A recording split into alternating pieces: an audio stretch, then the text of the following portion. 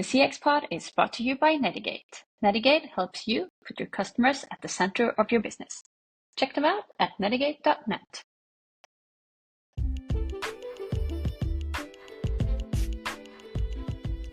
Welcome to the CX Pod, where we aim to expand people's perception of customer experience management.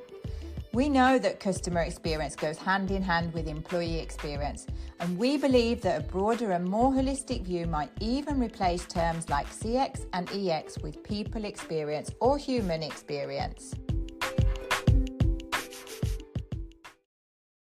Good morning, CX Pod listeners. Good morning, Joanna. Good morning, Torben. How are you this morning? Joanna, you start. Yeah, absolutely fabulous. We just actually launched the information and ticket sales for the Nordic B2B customer experience conference. So I'm buzzing about that. We've got be the second time that we're running the event. So buzzing about that, happy about that. But of course, it also demands a lot of work trying to inform everybody out in our network. So that was a little promo to kick off the episode today. But, and just to add to that then, when is it? Where is it? Well, it's taking place in April next year, 2025, or this year, 2025. Yeah, because this is our first episode this year. It's our first episode, and it'll be taking place on the 9th of April in Copenhagen.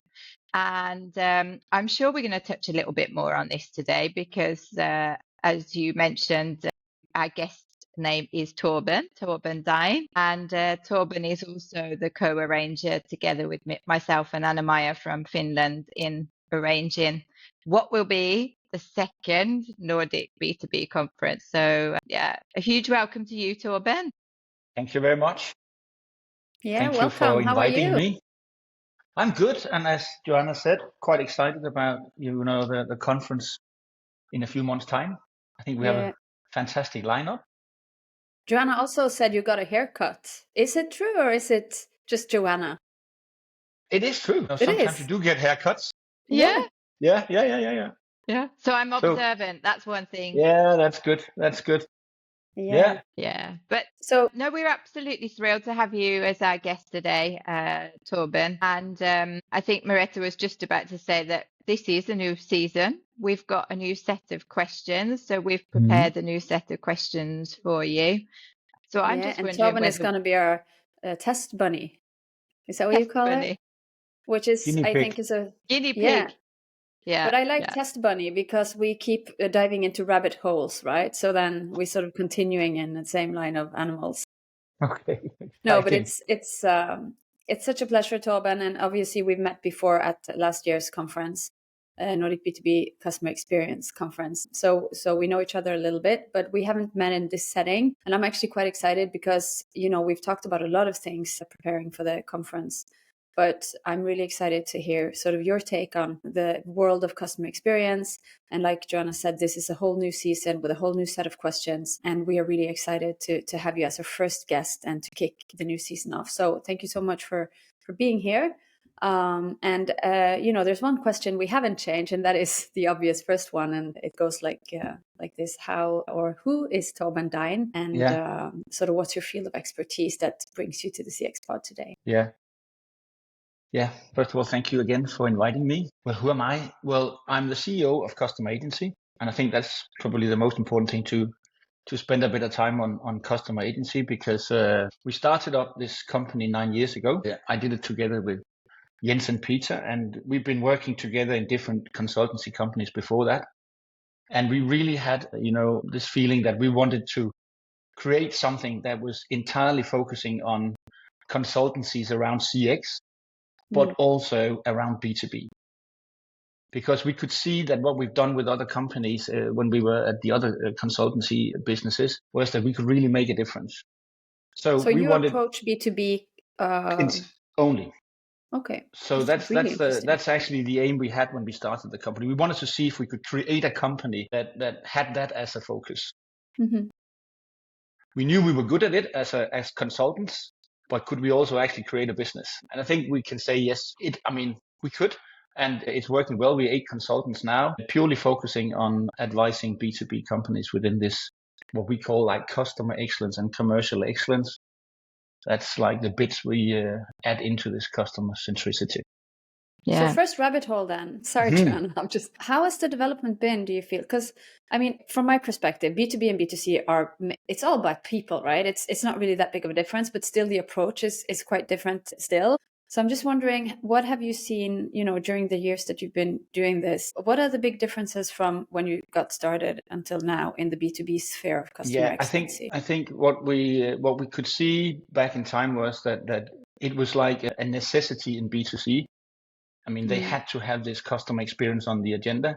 It was not a necessity for B2B, because what they basically were living off was their unique products, unique services, and so forth. But that has just changed over time. And we could see back then also when especially market leaders, I mean, at some point, they need to find out other ways to differentiate themselves and to keep this premium price. And that was just where this CX came up as an obvious way to focus. And if they managed to actually take it in, I mean, they really could differentiate themselves, because not many was very good at it. And that's actually maybe also still the same case for many industries. This is not just, it's not high on the agenda. It's not because companies are not saying that they're not customer oriented or not customer focused. They tend to say that. But if you really double click on that, then you could challenge them. Does that mean that all your customers can see the difference between you and all the other alternatives? That you actually are much more customer focused than the other alternatives? Then the answer is no. That's probably not how it is. And then that's where you can say the challenge really appears, because that's what it's all about. Do you think that that you've seen a change from B2B companies moving in the direction from being product-centric to being customer-centric? I mean, is it really happening? Are you seeing this change taking place? I think what we try to do is actually divide B2B companies into different maturity levels. So my answer is yes, there's more going in the right direction, but there's still many that is not there yet. And it's also because it's a journey. It really is a journey. And I think that's where it gets a bit problematic actually for quite many companies, is that they cannot really see and understand how much this will actually impact the way they run their business. So too many believes it's about, conducting a survey. And it's got basically nothing to do about conducting a survey. So that's so the different maturity levels is really that those that really have understood it, they actually take it in and make it part of their operating model. Yeah. And that of course have the arms and legs around all over the organization, which also means that it's not a small thing. It's actually it's a big thing. And I just have to add, sorry, Joanna, before you go, like, as people probably have started noticing by now, our main sponsor is a survey provider, right? So they're a voice of the customer tool or service. What is it? Survey platform. Yeah. And I think, like you say, and even they realize, and all the survey platforms that I've talked to, even they say, it's not just about the survey. It's about how you treat the insight, how you sort of process the data into insights and how you use that. So I think it's fair to say, but then again, we shouldn't shut them all the way out of the discussions. But yes, it's about so much more than the survey. But it's starting with the survey. It's a good starting point if you haven't done any of this before, I guess. But yeah. Yeah, but I think, we are really fans of data, and we are fans of outside-in approach, no doubt about that. I mean, that's a must. The whole issue is really, is that where you spend all your resources? Because that's typically what happens. No, you should basically start the other way around. You should start, what are we going to do with all the data that we eventually will achieve? How are we going to use these? And not just, like in a report or whatever. No, what are we actually going to do with them in terms of making changes in our organization? Who's going to be involved in this and all that? You need that planning to be in place. Then you can go back to the survey. Because what typically happens is, and the survey platforms have become so smart now, so you really don't have to facilitate that too much. It's a lot of the times it's a 1 or a 2 or a 3 time job, and then you've got it sort of running.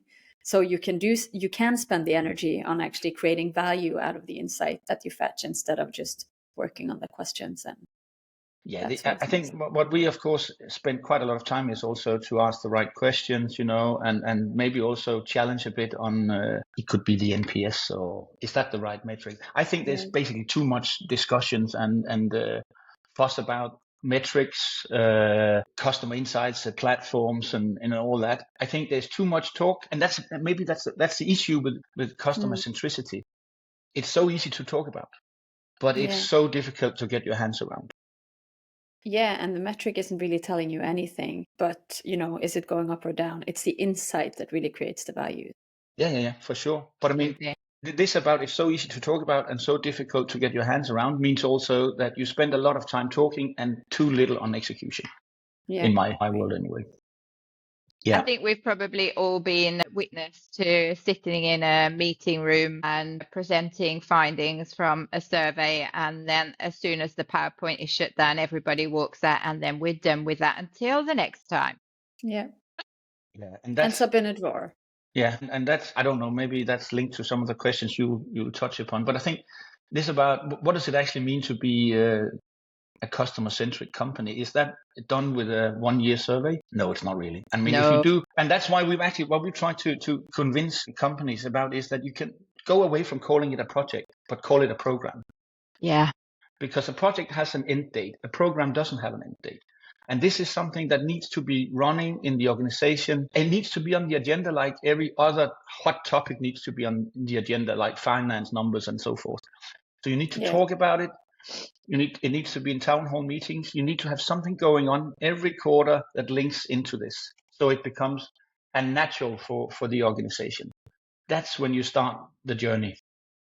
I like to reference CX to dating or to love life, right? So you need to end the situationship and start a proper relationship, or even get married, right? You need to commit. So get married to your CX program. Yeah, absolutely. Yeah. But it just sends a signal to both the customers, but also to the organization. I mean, if you do it once a year, it's a campaign. It's not really that important. It's only important in these 2 months. Yeah. And that's sending a bad signal into the organization. So if you and the data will be dead in 2 months, right? Because it's not relevant anymore. Yeah, but the whole focus of where we should, put our efforts, that's only in these 2 months, and then you can go ahead with something else.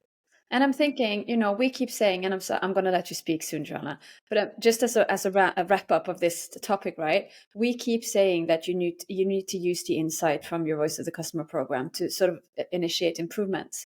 But if you use old data, it's very risky that you may be initiating very expensive initiatives that won't help because it's outdated already, right? Before you get to start with it, it's going to be outdated because the data was fetched 6 months, 8 months, 12 months ago.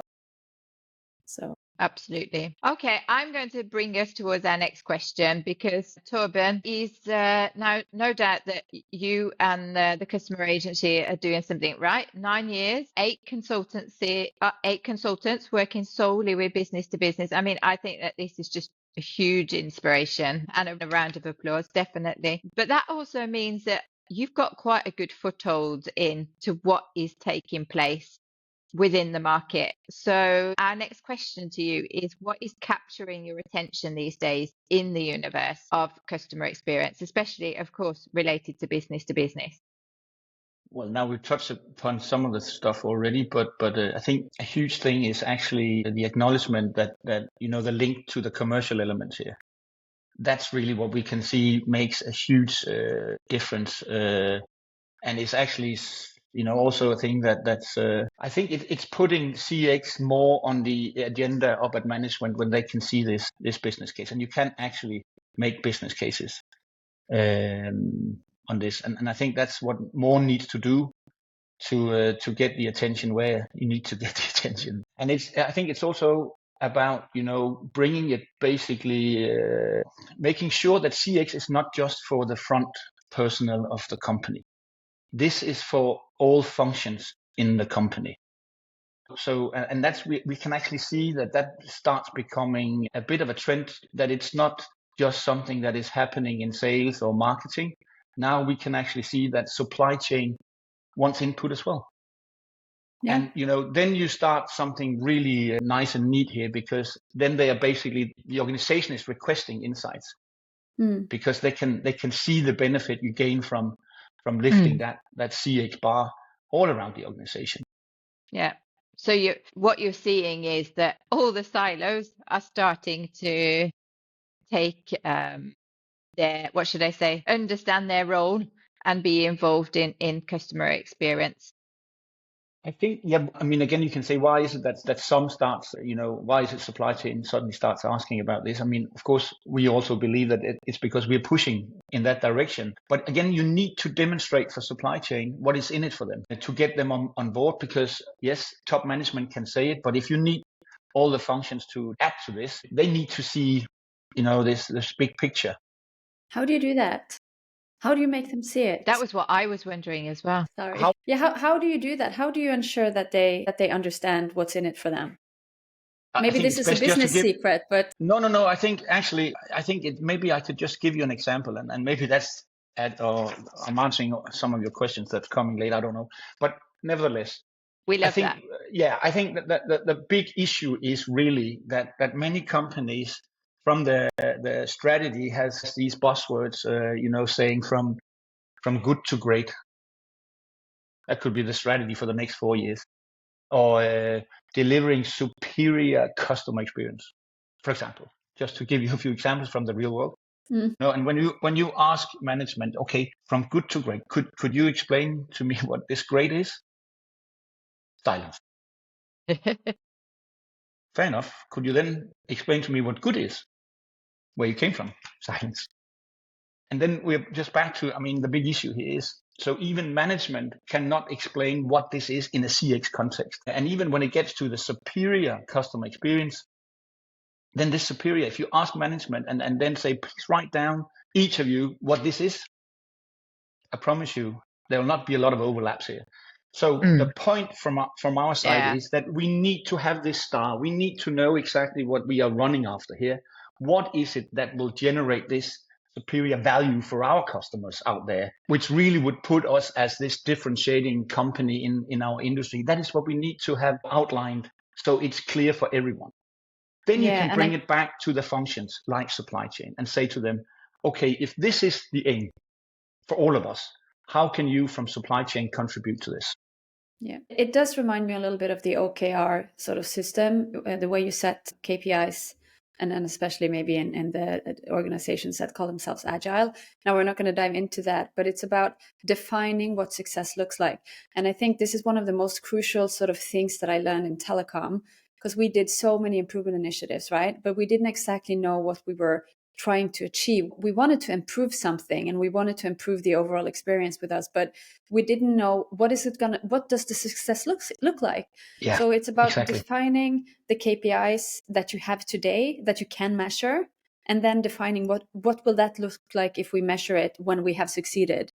And it's such an easy and simple and plain sort of exercise, but it's so powerful if you make it right. And I think if you can tie this up, I like the OKR approach, right? So if you can tie it up to, specific sort of things that you're going to do, if you do it weekly or monthly or however you want to arrange it. But I just like that. And the big North Star that you referred to earlier, Torben, we need to be looking at the same North Star. Yes, exactly. And that's where, so going back to this example here with the supply chain or any other parts of the organization. And now, that's, again, what thrills me the most is when we basically get the organization on board and they see, it becomes clear for them what it is we're actually aiming for. We're not aiming for stakeholder value. No. We're aiming for something very different, which is some customers out there that needs to get something, valuable from our side. How can you, each of the departments contribute? So an example here. So we were at this customer and all functions were gathered. And then there was this guy from, I think he was packing stuff. So he was putting together the packages, got the order note and then putting together the package. And he was saying, well, if you let me look at the order note, then I could basically see if they have ticked off wrong accessories to the product they have ordered. Yeah. I love that. What I could do is I could bring that to customer service, and then customer service could ring the client, which was actually a hospital, and tell them that you ticked off some wrong accessories here. Shouldn't we change it so it fit the product? Yeah. And then you can just imagine what is happening to the CX. But what he was told just to get it done. And what happens here is, suddenly you're involving them and you're actually letting them come up with the solutions. I mean, then that's just beautiful. So I think we see, yeah, I love that example, Torben. And I think we see that time and time again. For example, if you're running some kind of journey workshop, when people start to realize things that they could, if they knew about what was happening beforehand or what was happening afterwards, yeah, they would be able to do something that would improve the entire customer experience. And I think that's where the core is. I love the fact that, and I know, Torben, we've spoke a little bit about your method before, that involving silos, bringing them together, bringing them in workshops is a really big way of the way that you work at Customer Agency. And I think that is so important, understanding that actually investing time in these kind of activities, the value that you can get out of it is immense. So yeah, really good example. And it's also about giving a mandate to the people who are in front, or at least, on the front rows facing the customer, to make decisions and even give them speaking time for us, management meetings or whatever, because it's always, that's where they discover the golden nuggets, right? That's where they discover the opportunities if we did this, because they understand the customer needs better than anyone. And I think we've talked about this before as well. Obedience, a lot of times, is the first sort of step towards a better customer experience. It's that one frontline employee who just makes a decision, not having the mandate, but realizing, if I do this instead of that, this is going to improve. And then out of that, good stuff especially if you goes. have this star up there and this is what we're aiming for, then of course I'm allowed to do this, because then that will happen. And then another point is that, and that's what we experience in B2B companies, which is actually, I mean, very many that works in B2B companies has worked there for many years. They are very skilled within their specific core of business, and they would do everything for customers, right? The problem is that sometimes they do too much, basically. We've had situations where they basically say that even the clients from competitors call in to get the good service, and they give the good service. So and again, it's also about saying that there are some customers, let's just use this ABC, some customers are worth more for us than other customers. So we need also to be able to scale what we deliver of services to A customers, B customers, C customers. That's very difficult for employees from these, because they they cannot have this, going on, that they cannot give the full package to everyone. Yeah. So that is also what they need to understand, that it has to be like that, because A customers has basically told us that they're willing to pay a premium price based on what we deliver. B maybe not so much. So we need to descale what we're delivering to them. So that's part of the way that we need to help employees to be absolutely clear on what is best for a company.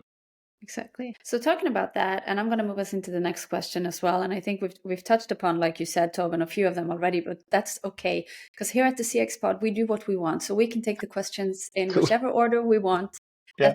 That's the good part about being our own bosses at this. So, but talking about these things, and I'm really excited about asking you this, because we are wondering, what do you believe the next major sort of evolution is going to be within customer experience? Ooh. It's a big question. Yeah, but it's a good question. But I think actually what I really would like is that we press the stop button, and we don't need any more new buzzwords. We don't want. I mean, we don't need any more of all this. No, what we really need is that we just focus on what's already on the plate, because there's plenty, and then start taking that in and using that in a way that would actually make our B2B company stand out from all the others. I mean, we don't need any more. So you can call that evolution. I mean, if that became, a trend that more did that, then I actually think there will be an evolution. So what I'm hearing you say here, and correct me if I'm wrong, but what I'm hearing you say is, let's do what we do okay today and define what that looks like if we do it great, and then we go for it. Is that it? With reference to what we talked about earlier? No, maybe? I think what I'm saying is that I mean, we have so many discussions with companies. I mean, I think when we sell, we sell the idea. the idea, it's not something, knocking necessarily on our door that already know they're going to do this. Then that's actually quite easy. When you knock on the door and you try to sell them the idea of what this can actually do for your company, then it takes time for it to, fall into place for them. But we need more companies to jump on that. And that's also why we push on this conference, and I like your CX pod, and we just need to find out how do we then get these people that are just on the edge, stepping into this new world, that they actually turn up and listen to how it can be done, how other has, done a lot of mistakes during their first steps, so they can learn from that. I really would like to see more jump into this. Yeah. I'm really behind you there, and I think I think we've seen so many evolutions through the years. Of course, service design, UX, and you say all the buzzwords have been there. Agile. My take on working with customer experience is that because this is a company-wide program or way of working, which is never going to go away. The customer is never going to go away. The customer always remains. This is like, I'll go back to the umbrella. It's like the umbrella over the ways we are working. And yes, like you said, there's so many great tools already out there. It doesn't mean we're taking away service design or UX or any of those things. It means that we're using customer experience as an umbrella to actually use all these methods and methodologies and OKRs and ways of working, but in a structured manner, with a clear vision or direction at the forefront. And I totally 100% support you on that, Torben. If we get to the place that we realize that, we are there. We know how to do it now. Yeah. We just need to do it. Yeah. But just another thing, when suddenly we were hit by this digitization, everything had to be digitized. And we were actually challenged by several managements, where they're saying, we need to digitize. And we was like, not necessarily. You need to digitize where it makes sense for the customers. Yeah. But don't start digitizing where it doesn't make sense. And that's actually the whole point. You need to ask the question, is that going to be good for the customers?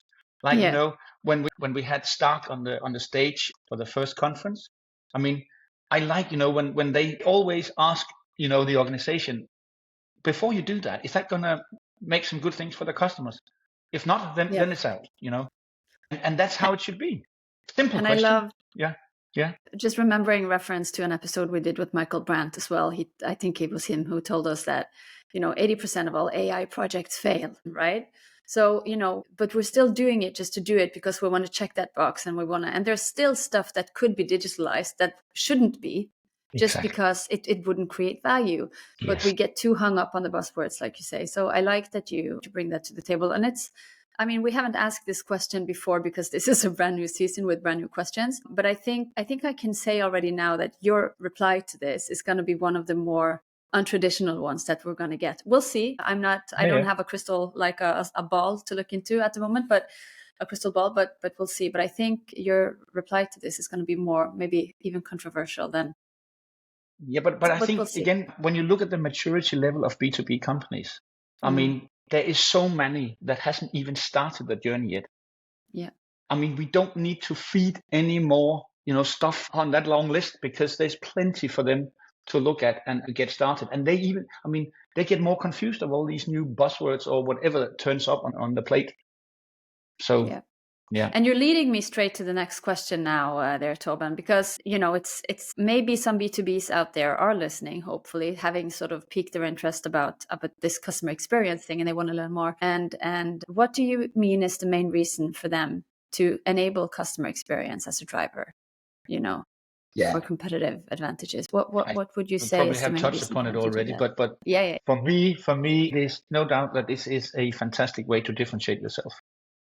I know it's not necessarily easy, that's for sure. But when you succeed, you really stand out, in a quite interesting way, because suddenly the whole discussions from your customer side is not about price anymore, because you've actually managed to demonstrate that you can deliver something that is extraordinary, that is not on the plate from your competitors. So suddenly you have created a platform of differentiation that is so hard for others to copy.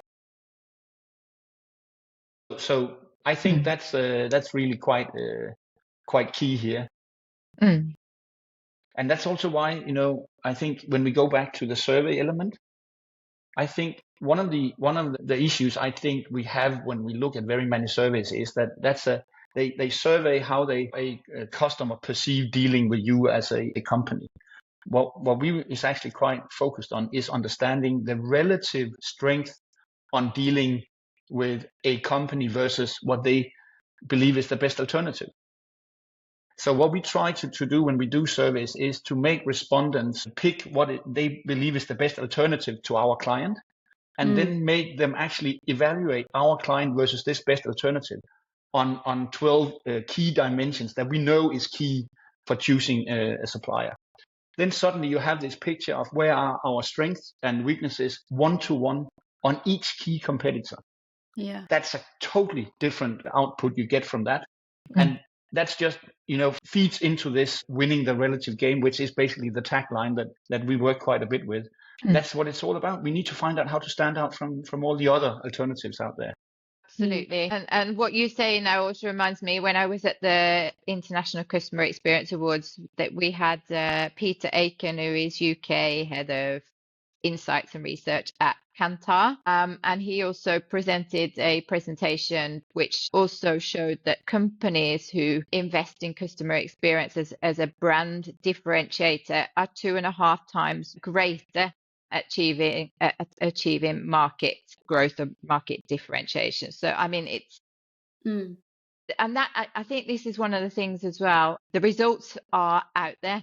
We know that the companies who are actually doing this are achieving more commercial gains by understanding that this is a company-wide initiative. It means that we need to be working with all our silos, improving many different touch points. So But I think another point is that because when we do surveys, it's very much focusing on existing customers. And what we are very focused on is actually trying to understand how much business do we actually get out of these existing customers, out of what we could have achieved from these customers, and then combine that to how strong is the loyalty actually to the company. And then what we actually see is that there are very many sleeping loyals out there, which means basically that they are extremely loyal to you, but then they're not basically giving you enough business based on that loyalty. And part of that is that you have also fallen asleep because they've been customers with you for many years. So they know everything about us. No, they don't. You simply forgot to communicate to them. Yeah. So that's also part of this. I mean, there's so much hidden growth among existing customers that we also need to capitalize on our loyalty, because they're telling us it's strong. Yeah. Yeah. All right. So it seems we've lost Joanna's video. I just got a error message on my little producer screen here. This happens every now and then due to different reasons. So, but luckily for us, we are approaching the finals of the episode. So I think you and I, Torben, can wrap it up. I think there's just one more question, and I think it's the most personal one as well, which is, what is the top achievement from a CX, EX, or even HX, referring to human experience, right? Perspective that has made you the most proud during your career?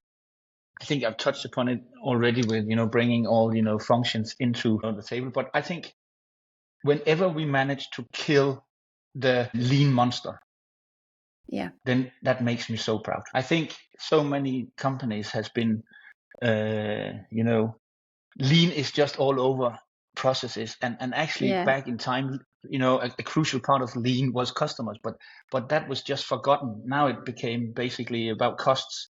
So when we can kill that lean monster and basically lift the organization up and make them part of the decisions and make them proud of whatever they do, and basically make them, you can say, that the primary drivers of the CX strategy, that makes me hugely proud. Yeah. That's when it's fun. Great. Yeah. Great. I love that. I really, really love that approach. I think that also makes some great last famous words of this first episode of the newest season of the CX Pod. I'm sure on behalf of Joanna as well, she's had a great experience talking to you. I look forward to seeing you again at the conference in Copenhagen in April. If anybody wants to find out more about you and even get in touch with you, they find you on LinkedIn. So we're going to leave a link to your LinkedIn page in the show notes. And I guess that's it for today. So you've been listening to the CX Pod. Thank you and see you soon.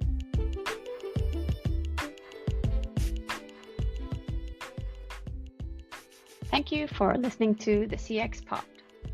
If you want to reach us, you can always find us on LinkedIn, and please remember to follow us on Spotify and leave a review of what you think.